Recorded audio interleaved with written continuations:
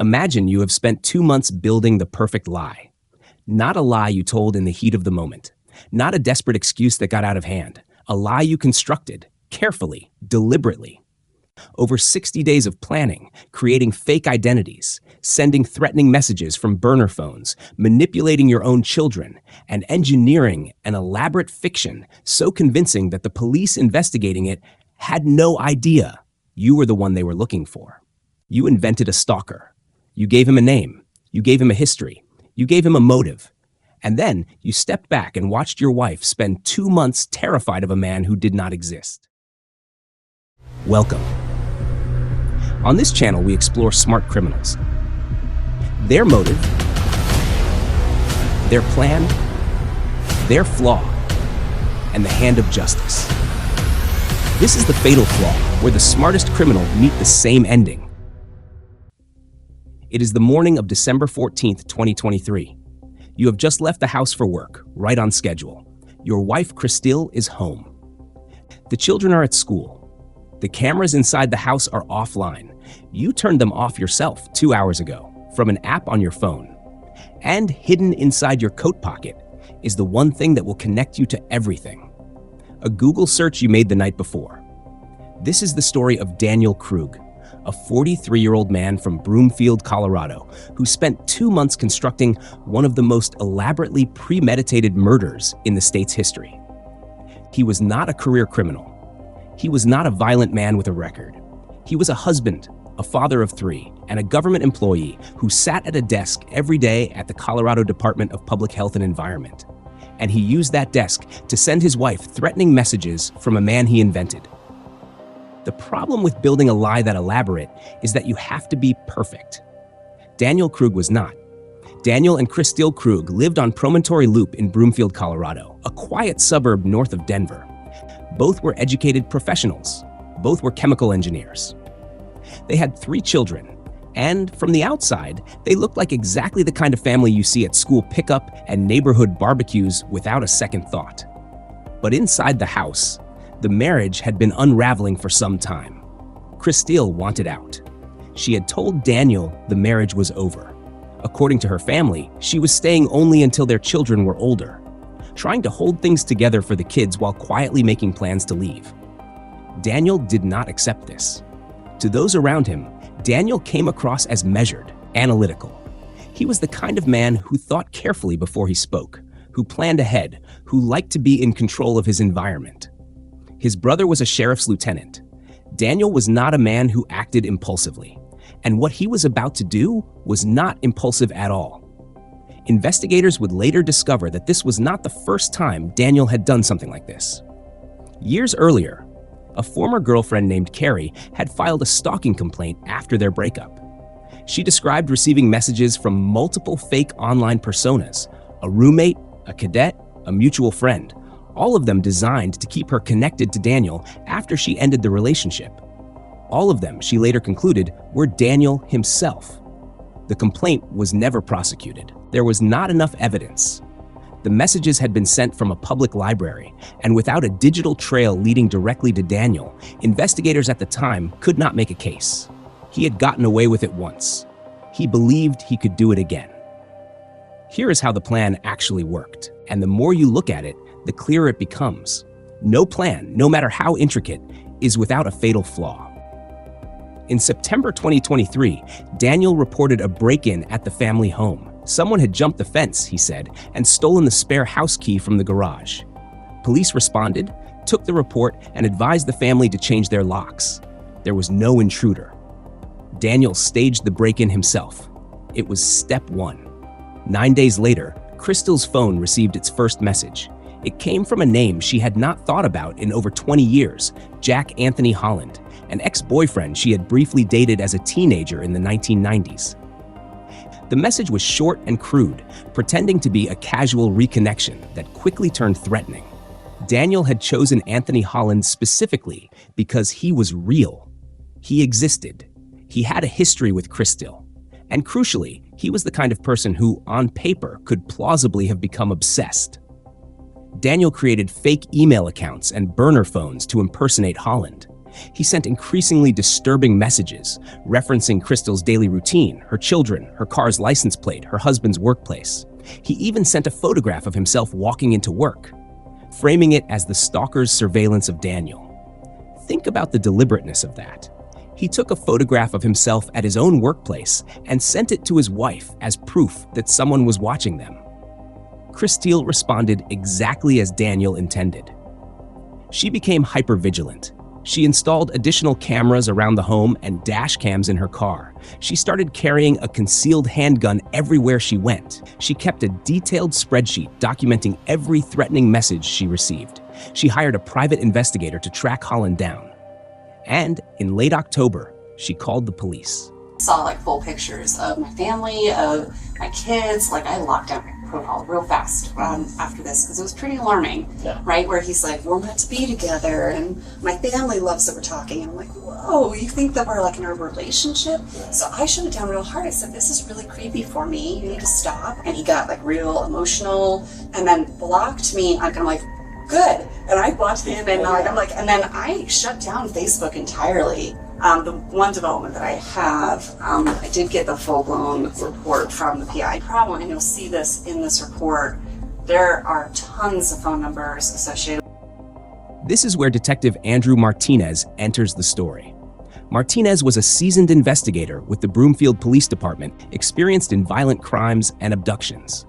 He was assigned to Kristil's stalking case and took it seriously. He sent warrants to service providers requesting phone records, email logs, and account information. He interviewed Kristil. He brought Daniel in for a formal interview. But the service providers took weeks to respond, and those weeks would prove fatal.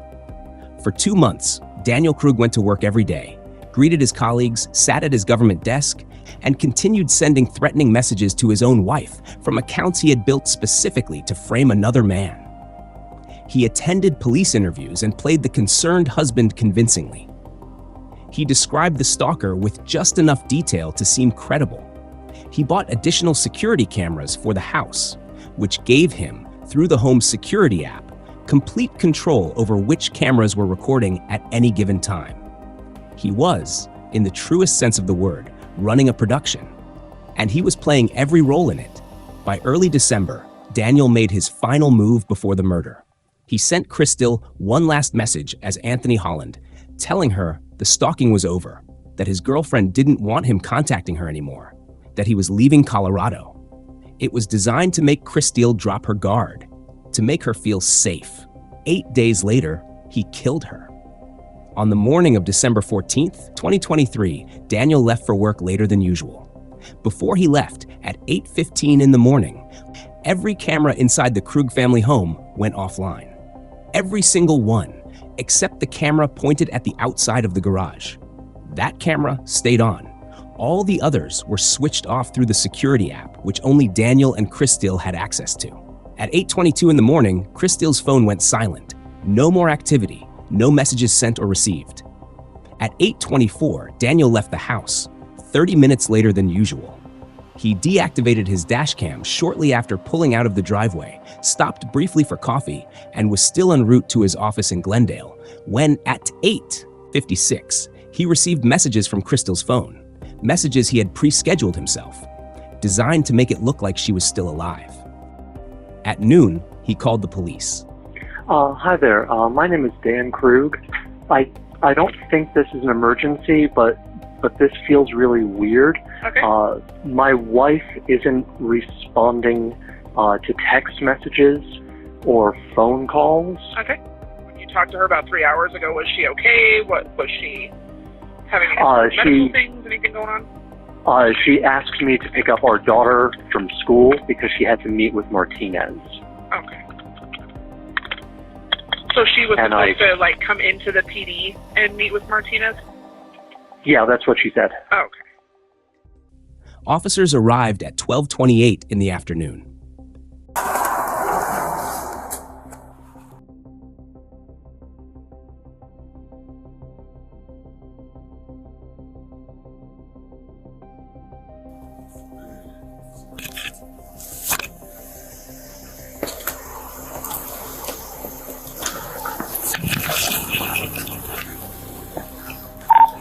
151, send medical, and 110. I need a 4th entry. I got a female down in the garage.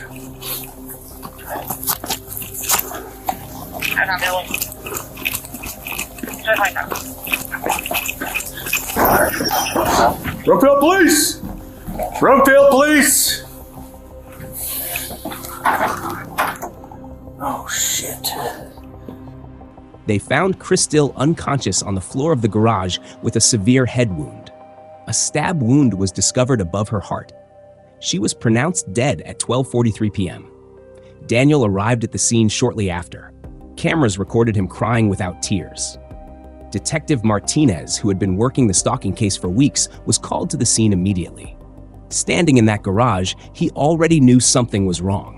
The taped-over Ring doorbell camera, the unlocked door, the 2-hour window where almost every camera in the house had gone dark. None of it matched a random intruder. In the hours that followed the murder, Broomfield detectives moved fast.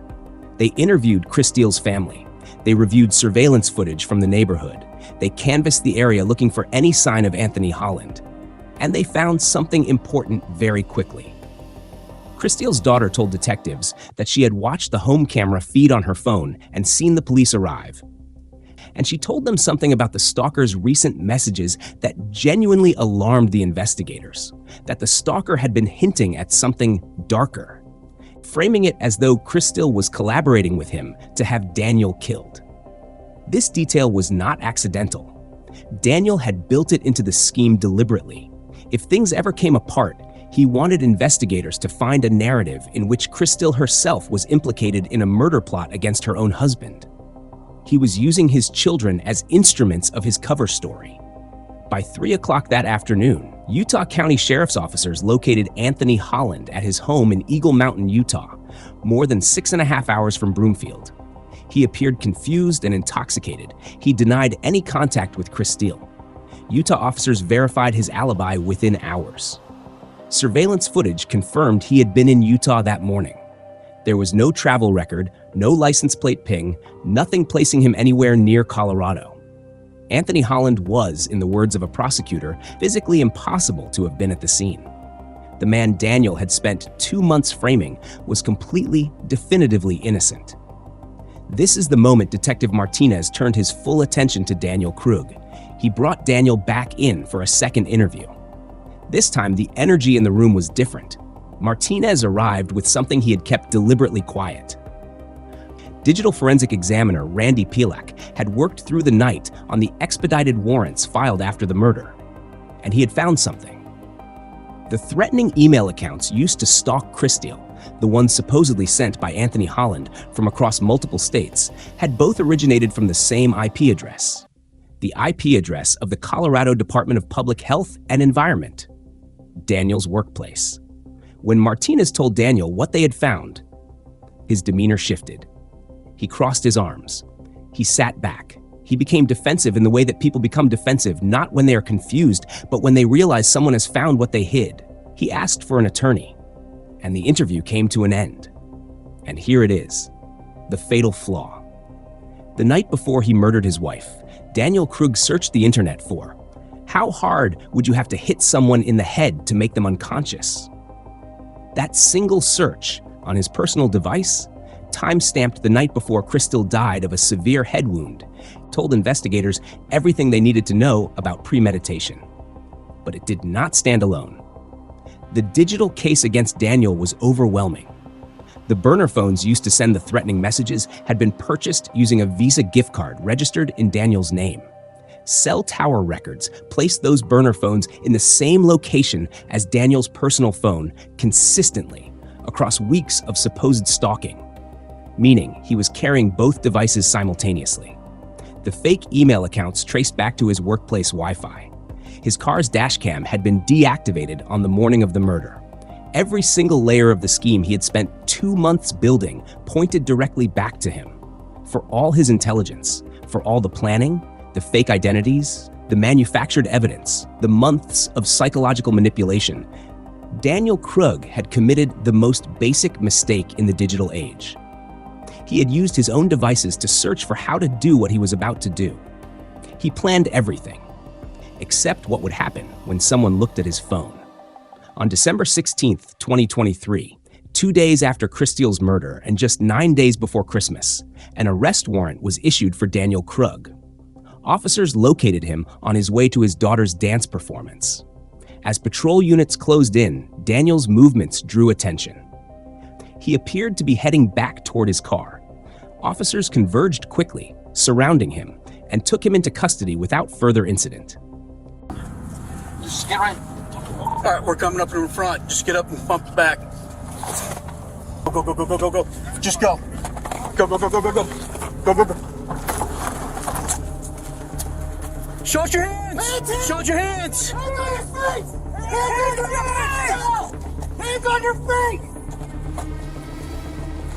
Hands on your face!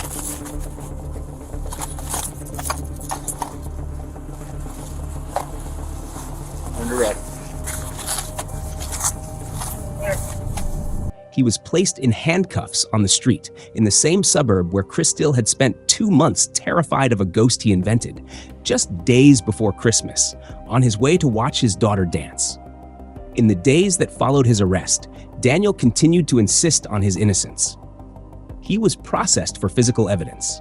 His devices were seized, and the full scope of what investigators found on those devices removed any remaining doubt about what had happened. The digital forensics were, in the words of the prosecution, overwhelming. Daniel Krug pleaded not guilty. He maintained that position through a trial that lasted more than 2 weeks. Prosecutors laid out the full architecture of the scheme: the staged break-in in September, the fake Anthony Holland accounts created from Daniel's workplace, the burner phones purchased in his name, the cell tower records placing him at the location of every threatening message, the security camera footage showing the 2-hour blackout on the morning of the murder, the dash cam he disabled before driving to work, the pre-scheduled messages sent from Kristil's phone after she was already dead, and the Google search the night before. Daniel's former girlfriend from decades earlier testified at trial. She described the same pattern from their relationship: multiple fake online personas, fabricated identities, messages designed to keep her attached and afraid. The jury heard that Daniel had done a version of this before, that it was not an impulse, that it was a method. In April 2025, the jury convicted Daniel Krug of first-degree murder, 2 counts of stalking, and criminal impersonation. He was sentenced to life in prison without the possibility of parole. An additional 9.5 years were added for the stalking and impersonation charges. He will never leave prison. In the days after his conviction, Daniel made video calls from jail to his family. He told them the jury had gotten it wrong. He said the real killer was still out there. He said his children needed to leave Colorado. Kristil's family had a different view of the verdict. Her cousin Rebecca Ivanoff gave interviews calling on state and federal lawmakers to require communications companies to respond to stalking-related search warrants within 48 hours. Her argument was simple. If the digital evidence tying Daniel to the fake accounts had arrived weeks earlier, when Detective Martinez first requested it, Kristil might still be alive. The district attorney who prosecuted the case, Brian Mason, publicly supported faster response requirements. He noted that many stalkers leave a digital trail that can be used to identify them and save lives, but only if that trail is uncovered in time. Kristil Krug's 3 children lost their mother 9 days before Christmas 2023. They were living in the same house as the man who killed her. They had been used without their knowledge as part of his scheme. Their trust, their fear, their grief, all of it had been engineered by their own father for his own purposes. That is the part of this story that is hardest to sit with. Here is what this story is really about. It is not about a man who lost control in a moment of rage. Daniel Krug did not snap. He planned.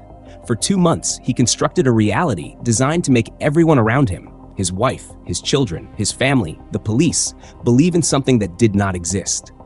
What drove him was not hatred, it was control. The marriage was ending, and he could not accept that he was losing it. So he built a situation in which he held every variable. He decided what Kristil feared. He decided what the police investigated. He decided what his children believed. He decided when it ended. And yet for all of that control, for all of that intelligence and premeditation, he could not stop himself from typing one sentence into a search engine the night before he committed a murder. That is the fatal flaw. Not the Google search alone. The belief, somewhere underneath all the planning, that he was too careful to be caught. That his intelligence would protect him from the most basic kind of evidence. He was not too careful. No one ever is. Remember where we started. The morning of December 14th, 2023. The cameras switching off, the 2-hour window. A man leaving for work as if it were an ordinary Tuesday. Daniel Krug had spent 2 months making sure every detail was covered. He had created a suspect, built his alibi, pre-scheduled his wife's last messages. He had thought of almost everything. Almost. He did not think about what happens when investigators get access to a device belonging to a man who searched for the best way to knock someone unconscious the night before his wife died of a severe head wound. Every criminal on this channel thought they were the exception. Daniel Krug was more convinced than most. He was not the exception. None of them ever are. I'll see you in the next one.